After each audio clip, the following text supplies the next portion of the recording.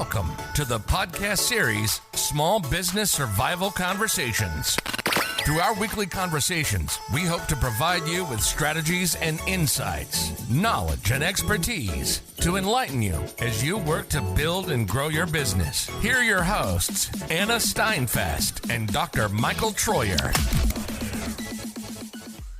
Hello, everyone, and welcome to Small Business Survival Conversations. I'm Michael Troyer, and I'm here with my colleague in crime, as we call it, Anna Steinfest. Hi, Anna. Hello, everyone. Going with the holidays here and the theme of 12 days of Christmas, we're just going to do 3 days of Christmas, but we're talking about Christmas for your customers. So just a little focus for the moment on a time of the season when your focus on your customers probably slows down a little bit because their purchasing habits are changing a little bit because of the holidays. So we want to touch on maintaining your customer relationships, getting feedback from them, and then taking a little time to reflect when you have a little slowdown in all the rush of everything, including the holidays. Sorry, but still you ought to take some time to reflect while you can. So we'll touch on those 3 topics today. And let's go back to the first one. How do we bring cheer to our customers by that relationship we have with them?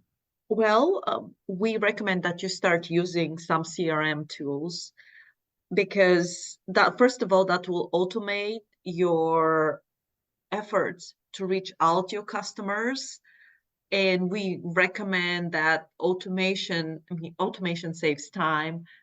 On the other hand, when you're using CRM, a lot of the CRM systems, they do offer newsletter capabilities. You'll be able to be in front of your customers all the time. And also, when you do the newsletter, we recommend, again, 80% of the time you put that a content-driven newsletter rather than sales, and only 20% of your time reaching out to your customers to target or giving them 20%, 10% sales pitch. And I'm going to add to that, as a part of what Anna was just saying, this is a time to let them know how much they mean to you as a customer of what you are offering to them. So it's not a sale, it's a thank you. It's a happy holiday, and you're really appreciated as a customer, and I hope we're serving you the way you want to be served. So you're sending them that holiday message that they need to hear from you. I hope it's unexpected, that because you're reaching out to them in that way. So do that. Make yourself somewhat unique and unusual in that regard, in that newsletter.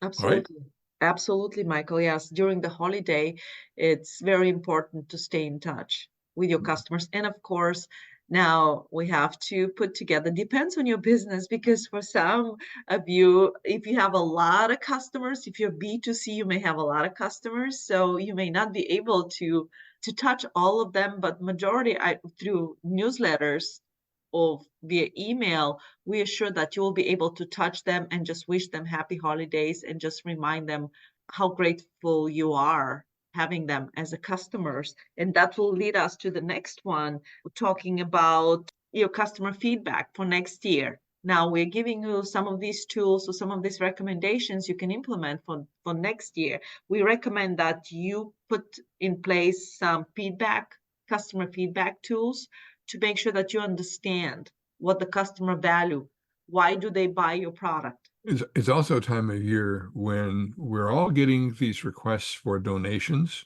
from various organizations. It's the heavy end of the tax year, and they're coming at us with that. So be different from that. Don't ask for donations. Just ask for good, honest, direct feedback from them. So one of the 2 questions I think I would like to ask is, are we helping you solve the problem that you came to us to help solve? And how can we do that better? So open the door to getting that sincere but pleasant request for feedback.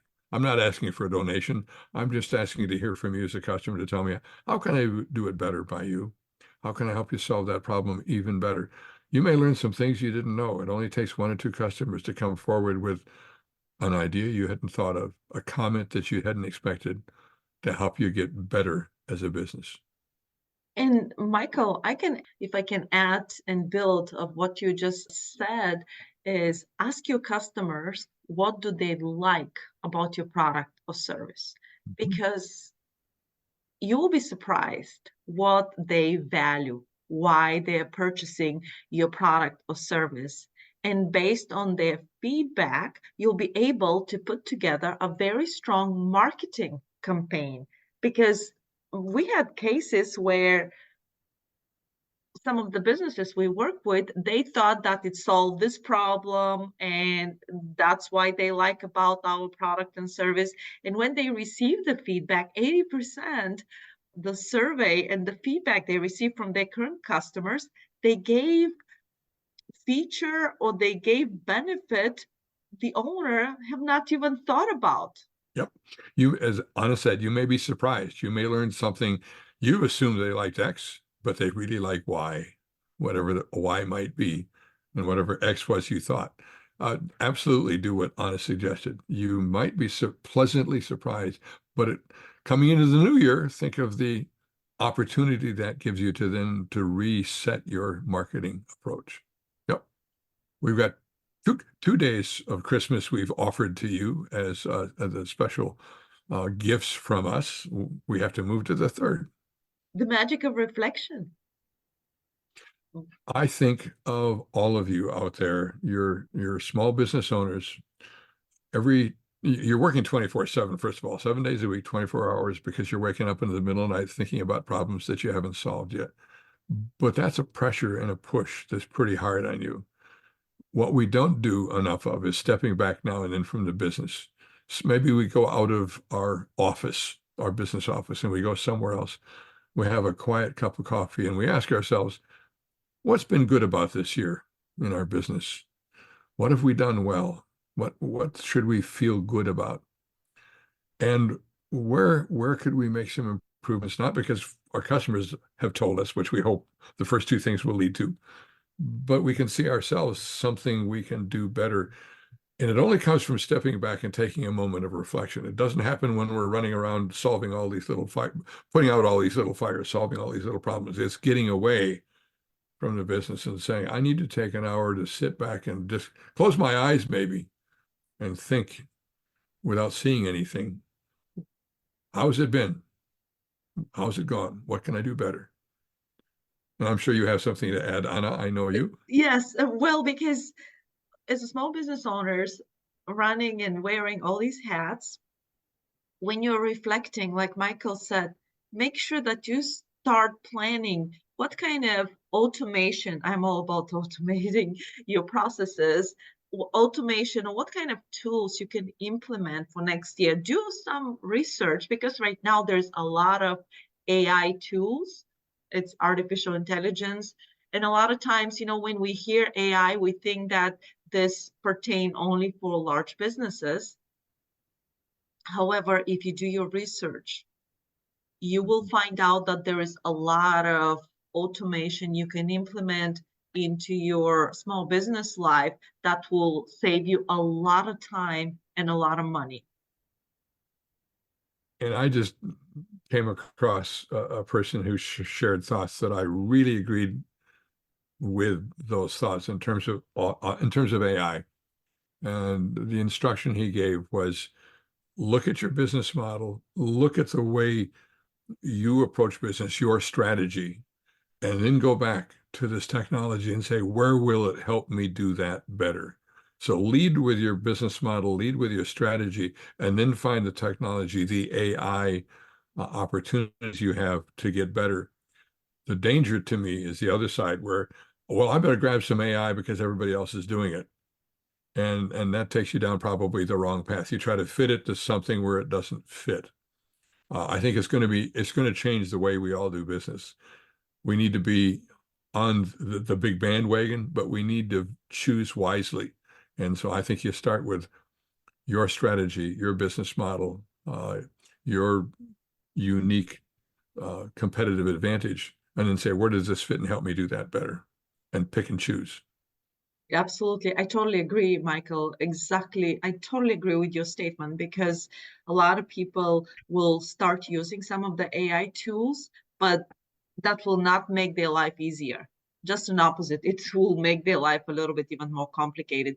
They have to know where they're going. Yeah, it's overwhelming otherwise how fast this is all moving. But it is overwhelming, but if they investigate and if they research, that it will help them, because as a small business owners, we need help, and that can make our life easier than not utilizing some of the available tools. And we hope that's also the value you get from Anna and myself and our dear office team member, Evelina, who you never hear from, but she's there guiding us, is that this is a form of networking. You listen to us and we're networking. We're sharing thoughts and ideas to stimulate you. We hope you keep listening to us, that you keep coming back and finding what we offer useful. But that's also part of the three things we just talked about today as you move into the holidays. And so from Anna and myself and Evelina, we wish you absolutely wonderful holiday season, and may everything come up in fresh blooms for you into the new year. Thank you for being with us. You've been listening to the Small Business Survival Conversation podcast. Make sure to like, rate, and review the show. And don't forget to join us next week for another episode. In the meantime, hook up with us on our Facebook group at Small Business Survival Tools and Tips. Till next time, thank you for listening.